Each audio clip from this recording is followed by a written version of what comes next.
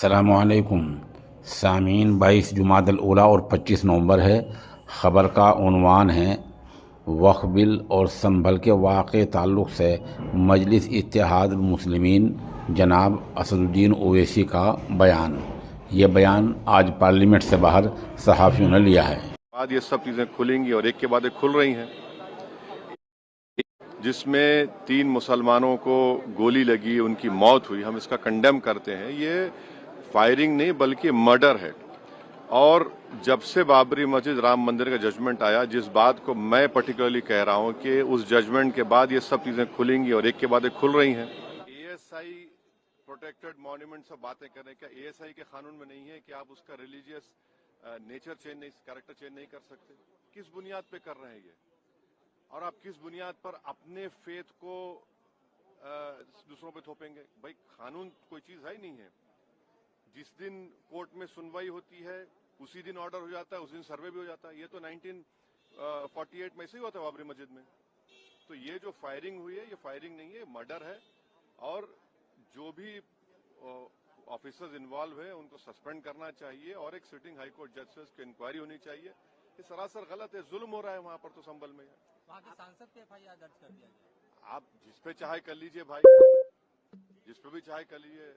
जज आप, जूरी आप, सब आप, तो बचेगा क्या फिर? अब सर, जेपीसी में आप लोगों ने समय मांगा है, क्या कहेंगे? जी, जैसा अभी आपने हमारे डेलीगेशन की तरफ से बोला गया है, मैं उसको रिपीट करना नहीं चाहता। मगर स्पीकर साहब ने बड़ी इत्मीनान से हमारी पूरी जितने मेंबर्स 11 नॉन बीजेपी एमपीज गए थे उनकी बात को सुना। वो बोले कि इसके ऊपर कंसिडर करेंगे और हमको उम्मीद है कि ऑनरेबल स्पीकर साहब इसका टेन्योर बढ़ाएंगे। क्योंकि आप देखिए, बंगाल नहीं गई कमेटी, बिहार हम लोग नहीं गए, उत्तर प्रदेश में शिया वक्फ की प्रॉपर्टीज को हमने नहीं देखा। तो ऐसे कई, दिल्ली के मंत्री को बुलाना है, ऐसे कई स्टेट्स है जहां पर कमेटी को जाना चाहिए। वो स्टेक होल्डर्स हैं, उनकी बात को सुनना बहुत जरूरी है।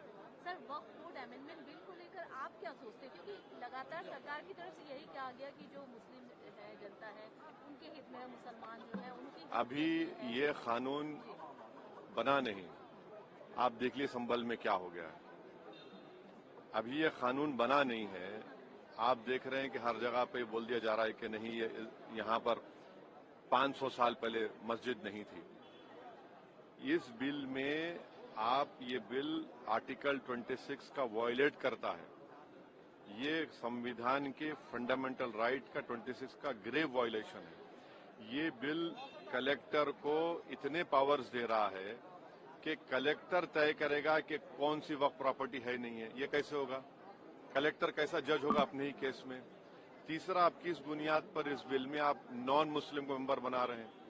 जितने धर्म की बुनियाद पर, चाहे वो हिंदू धर्म के एंडोमेंट बोर्ड्स हो, चाहे दिल्ली का एसजीपीसी हो या उसका एक्ट हो, या क्रिश्चियंस के जो भी उनके धर्म के संस्थान हैं, वहां पर तो कोई उसी धर्म का आदमी मेंबर बनता है।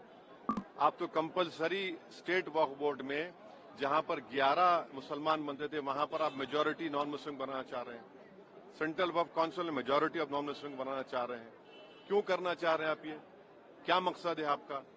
कलेक्टर को इतना पावर दे रहे हैं। तो ये आर्टिकल 26 का ग्रेव वायलेशन है और इसीलिए वक्फ को बचाने के लिए नहीं लाया जा रहा है। ये वक्फ को खत्म करने के लिए, और वक्फ बोर्ड को सिर्फ एक पोस्ट ऑफिस बना के रखना चाह रहे हैं। तो जो वक्फ की प्रॉपर्टी है वो गवर्नमेंट की दी भी नहीं है, इसको मुसलमानों की गाड़े खून की कमाई है, तो आप उसको छीनना चाह रहे हैं। और उतना ही मकसद है सरकार का। आप देख रहे हैं संभल में क्या हो रहा है। ऐसे ही और वाकयात होते रहेंगे।